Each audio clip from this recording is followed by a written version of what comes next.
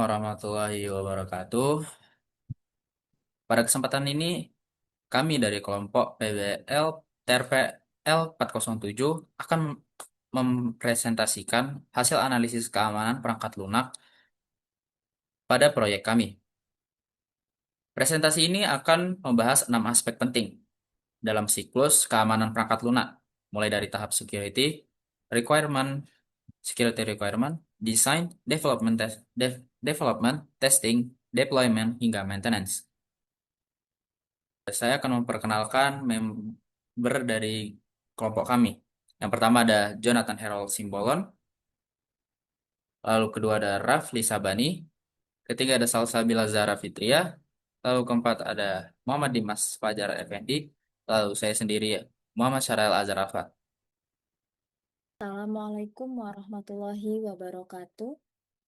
Perkenalkan, saya Salsabila Zara Fitria dengan NIM 4342411054 dari kelas TRPL 4B Malam. Nah, penjelasan topik PBL TRPL 407 yaitu proyek kami berjudul IoT Based Smart Glove for Sign Language to Speech Translation. Tujuan utama dari proyek ini adalah mengembangkan perangkat IoT berbasis AI yang mampu mengenali gerakan bahasa isyarat secara real-time, lalu menerjemahkan menjadi suara dan teks untuk membantu komunikasi lebih inklusif. Masalah yang kami angkat adalah adanya kesenjangan komunikasi bagi pengguna bahasa isyarat. Solusi yang kami tawarkan berupa sarung tangan pintar dengan fitur gesture tracking menggunakan flex sensor dan MPU 9250, Wi-Fi transmission melalui ESP32, serta text-to-speech di aplikasi Android dengan antarmuka yang ramah pengguna. Hasil implementasi menunjukkan sistem dapat melakukan real-time recognition dan prediksi AI secara akurat. Nah, dari proses ini kami belajar bahwa fleksibilitas sangat penting. Karena keterbatasan hardware, kami beralih dari smart glove berbasis sensor ke sistem berbasis kamera dan tetap berhasil menyelesaikan proyek dengan baik. Luaran 1. Persyaratan keamanan atau security requirements. Di sini untuk yang pertama persyaratan keamanan inti atau core security requirement. Untuk satu identifikasi persyaratan keamanan inti, persyaratan kerahasiaan atau confidentiality. Apakah diterapkan kerahasiaan pada siklus hidup informasi? Data in transit diterapkan. Data dikirim dari browser kemudian akan dikirim ke Laravel, selanjutnya ke Flash, namun masih menggunakan HTTP pada lingkungan pengembangan sehingga belum terlindungi oleh HTTPS atau TLS. Di sini untuk buktinya sendiri masih berupa lingkungan lokal ya, jadi belum menggunakan HTTPS. 1.1 dan 1.1.1 saya di sini mengidentifikasi persyaratan keamanan inti, yaitu persyaratan integritas. Apakah diterapkan perlindungan untuk memastikan pada integritas sistem diterapkan melalui validasi input pada Laravel dan Flash. Sistem hanya menerima data landmark yang berjumlah 126 nilai numerik sehingga data yang tidak valid akan ditolak. Lalu pada integritas data diterapkan validasi data landmark dilakukan pada prediksi oleh model AI. Sistem memastikan bahwa setiap data yang diterima memiliki format dan jumlah yang sesuai sehingga kualitas konsistensi data tetap terjaga. Adapun buktinya, validate request validate-nya untuk pada landmarknya. Lalu selanjutnya untuk 1.1.2 identifikasi persyaratan umum. Yang B, persyaratan manajemen error dan exception. Apakah diterapkan perlindungan terhadap informasi error dan exception? Diterapkan. Sistem menerapkan penanganan error dan exception menggunakan mekanisme try catch pada Laravel. Seperti pada di gambar, saat tidak dapat terhubung ke AI server akan menampilkan message log error tersebut. pada 1.1.2 identifikasi persyaratan umum. Apakah diterapkan perlindungan terhadap informasi parameter dan kode konfigurasi yang menyusun software? Di sini kami menerapkan sistem menyimpan parameter konfigurasi pada file env dan mengaksesnya melalui konfigurasi Laravel. Di sini kami membuat AI server URL-nya dengan HTTP berikut. Lalu selanjutnya pada 1.1.3 identifikasi persyaratan operasional. Persyaratan lingkungan penerapan. Apakah lingkungan di mana software akan dideploy telah diidentifikasi dan dianalisis. Di sini kami menerapkannya. Lingkungan deployment telah diidentifikasi yaitu Laravel sebagai web server, Flash sebagai ES server, MySQL sebagai database, serta Python dengan PyTorch dan MediaPip untuk proses prediksi gestur pada lingkungan lokal. Dan berikut adalah contoh server running pada website-nya. Lalu selanjutnya tipe data. Data terstruktur. Apakah terdapat data terstruktur database pada software? Di sini kami menerapkan yaitu sistem Glovia menggunakan MySQL sebagai database untuk menyimpan data yang ada pada website kami. Ini berikut untuk buktinya. Selanjutnya ada di klasifikasi data untuk 1.2.1 untuk tipe data tidak terstruktur. Apakah terdapat data tidak terstruktur berupa gambar, video, email, dokumen, dan teks pada software?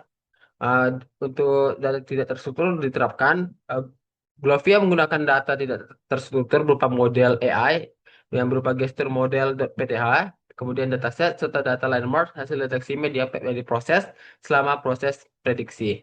Untuk buktinya sendiri di sini saya meletakkan bukti datasetnya yang merupakan data tidak terstruktur. Luaran 2. Desain keamanan atau security design.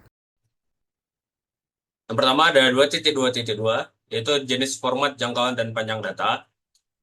Nilai dan operasi yang diizinkan. Di sini kami menerapkannya, yaitu sistem telah menentukan nilai dan operasi yang diizinkan melalui mekanisme validasi input. Data landmark yang diterima harus berupa array dengan tepat 126 nilai numerik sebelum diproses oleh model AI. Adapun di sini bukti yang sudah kami gunakan. Di sini terdapat 2.2.4 desain antarmuka. Apakah sudah terdapat desain antarmuka pada hal berikut? Antarmuka pengguna user interface atau UI. Jawabannya sudah ada. Glovia memiliki antarmuka pengguna berbasis website yang digunakan untuk mengakses fitur penerjemah gestur, riwayat prediksi, kamus gestur, dan pengaturan. Untuk buktinya kita bisa melihat pada gambar tersebut. Ada 2.2.4 desain antarmuka.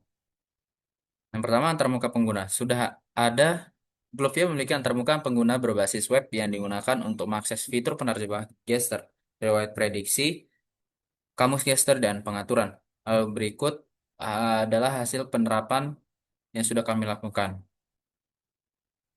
Uh, ada pemodelan ancaman 2.3.1 yaitu dekomposisi software. Apakah sudah dilakukan dekomposisi software dengan mempertimbangkan hal berikut?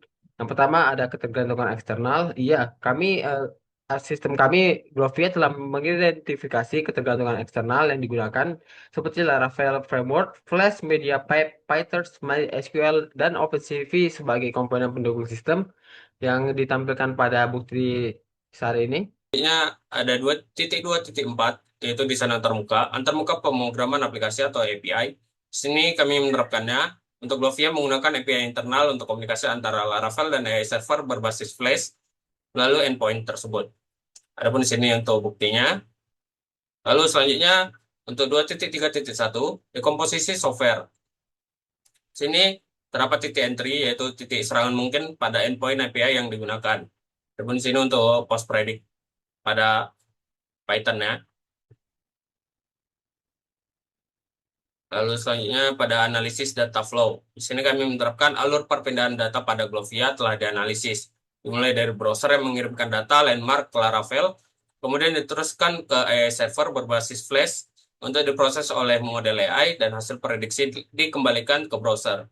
Adapun buktinya untuk berupa codingannya yang kami gunakan. Ya, ada dekomposisi software. Apakah sudah dilakukan dekomposisi software dengan mempertimbangkan hal berikut?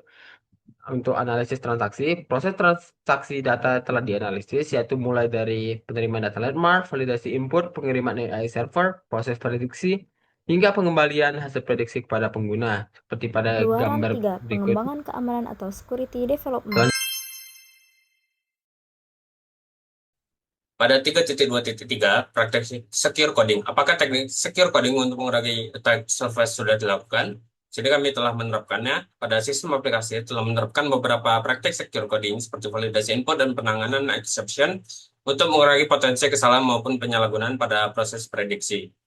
Adapun codingan yang sudah kami bikin untuk melakukan secure codingnya, Yang pertama ada praktik secure. Apakah pengembang sudah melakukan pengujian menggunakan tools dan teknik pengujian yang sistematis yang meliputi? Pertama ada pengujian integrasi. Kami melakukan pengujian integrasi yang dilakukan untuk memastikan komunikasi antara Laravel, server Flash, model AI, dan database berjalan dengan baik. Untuk buktinya sendiri sudah ditampilkan. Subbagian 3.24 membahas praktek secure coding, yaitu menulis kode dengan prinsip keamanan. Pengujian dilakukan secara manual menggunakan Google Chrome untuk aplikasi web dengan backend Laravel dan AI server Flash. Tujuannya memastikan sistem berjalan aman dan sesuai standar secure coding. Bagian 3.3 mengamankan lingkungan pengembangan. 3.3.3 menggunakan software untuk version. Apakah software untuk version control sudah digunakan? Nah, pada proyek kami itu diterapkan. Kami menggunakan Git dan GitHub untuk mengelola kode sumber. Dengan GitHub, setiap commit, push, dan pull tercatat, sehingga integritas kode terjaga dan kolaborasi tim lebih aman. lalu selanjutnya pada 3.3.3 menggunakan software untuk version control. Di sini kami menggunakan Git dan GitHub sebagai version control untuk seluruh anggota timnya. Ini ada 3.3.3 menggunakan software untuk version control. Apakah software untuk version control sudah digunakan? Ya, sudah digunakan. Di sini kami menggunakan Git dan GitHub sebagai version control code untuk seluruh anggota tim. Berikut 3.3.3 menggunakan software untuk version control. Apakah software untuk converter control sudah digunakan? Ya, kami sudah menggunakan, kami sudah menerapkan, kami menggunakan Git dan GitHub sebagai version control code. Lalu berikut adalah bukti dari hasil yang sudah kami Luaran 4. terapkan. Pengujian keamanan atau security testing.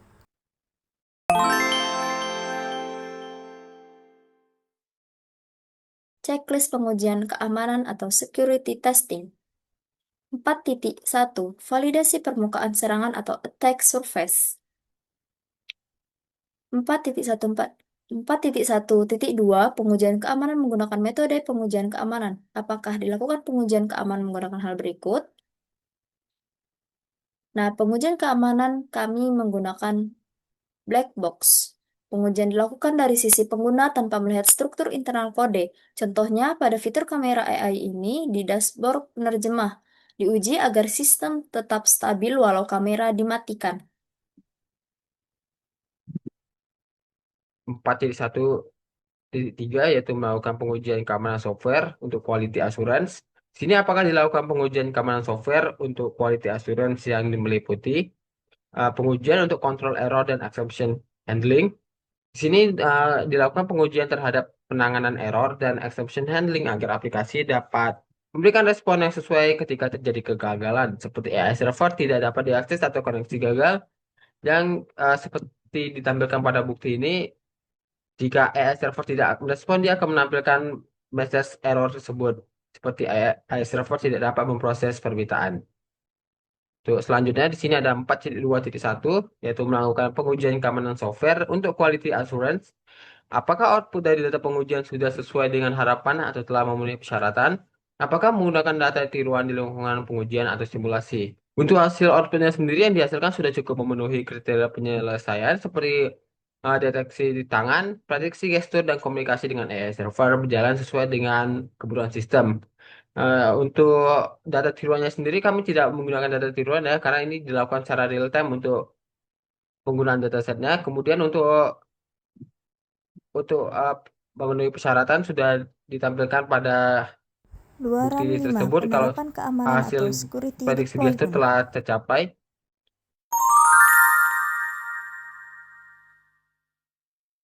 Ini terdapat 5.1.1 yaitu kriteria penyelesaian. Apakah terdapat kriteria penyelesaian untuk fungsionalitas dan keamanan software dengan milestone yang jelas? Ya, di sini kami menerapkannya. Target penyelesaian dilakukan untuk setiap minggunya. Setiap tahapan pengembangan memiliki target atau milestone yang harus dicapai sebelum lanjut ke tahapan berikutnya. Seperti yang dapat kita lihat pada tabel di sebelah kanan, Tim kami menyusun logbook pengerjaan yang berisi tahapan proyek, detail pekerjaan, output yang dihasilkan, tanggal mulai, dan juga tanggal selesai, serta progres penyelesaiannya. Dengan adanya pencatatan ini, perkembangan proyek dapat dipantau secara terstruktur dan lebih mudah dievaluasi. Selain itu, kami juga menerapkan target penyelesaian setiap minggu. Hal ini agar bertujuan seluruh fitur yang direncanakan dapat selesai sesuai jadwal yang ditentukan. Nah, pada luaran kelima, yaitu 5.1 pertimbangan penerimaan software, 5.1.2 manajemen perubahan. Apakah terdapat mekanisme untuk menangani permintaan perubahan pada penerapan software? Pada bagian ini, kami menerapkan manajemen perubahan. Jadi, setiap perubahan ini dicatat dan didiskusikan bersama tim serta Manpro. Nah, contoh nyatanya pada minggu ke-10 ini, tim mengubah alur Smart Glove menjadi sistem deteksi bahasa isyarat berbasis web dengan kamera real-time. Semua perubahan terdokumentasi agar proses tetap terkontrol dan aman. Sini saya berkontribusi pada 5.4 pada instalasi, 5.4.2 konfigurasi lingkungan. Apakah terdapat checklist pra-instalasi untuk menentukan parameter yang diperlukan dalam menjalankan software dengan konfigurasi yang tepat? Sini kami terdapat daftar langkah instalasi seperti membuat virtual environment, install dependensi, menjalankan Flash dan Laravel. Adapun bukti berupa notepad yang sedang kami bikin. Luaran 6, pemeliharaan keamanan atau security maintenance.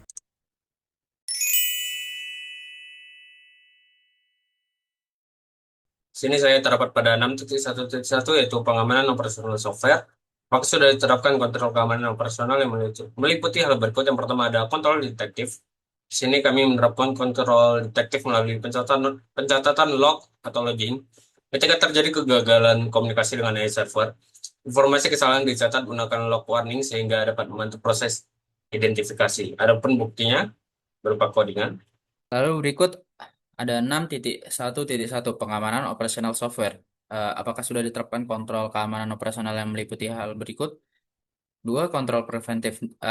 Sudah diterapkan. Sistem Glovia menerapkan kontrol preventif melalui validasi input menggunakan Laravel sehingga hanya data dengan format yang sesuai yang dapat diproses oleh sistem. Berikut adalah bukti dari hasil yang sudah kami terapkan.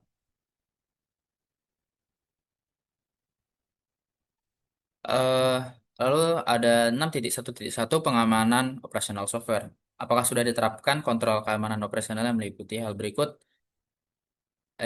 Ketiga, kontrol pencegahan kami sudah menerapkan sistem Glovia membatasi data yang diterima dengan menentukan jumlah landmark sebanyak 126 dan memastikan setiap nilai bertipe numerik sehingga dapat mencegah data yang tidak valid diproses oleh AI server.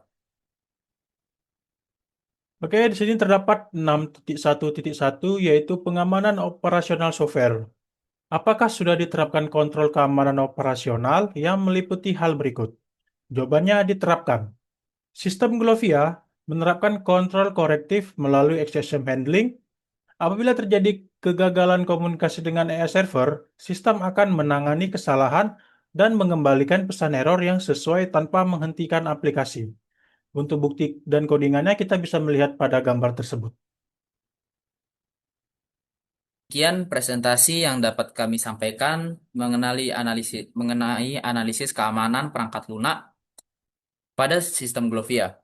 Kami menyadari bahwa masih terdapat banyak kekurangan dalam penerapan keamanan pada proyek kami.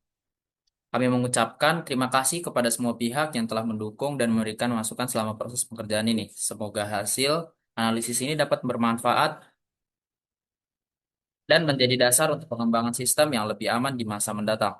Mohon maaf apabila terdapat kesalahan dalam penyampaian. Kami terbuka terhadap kritik dan saran yang membangun.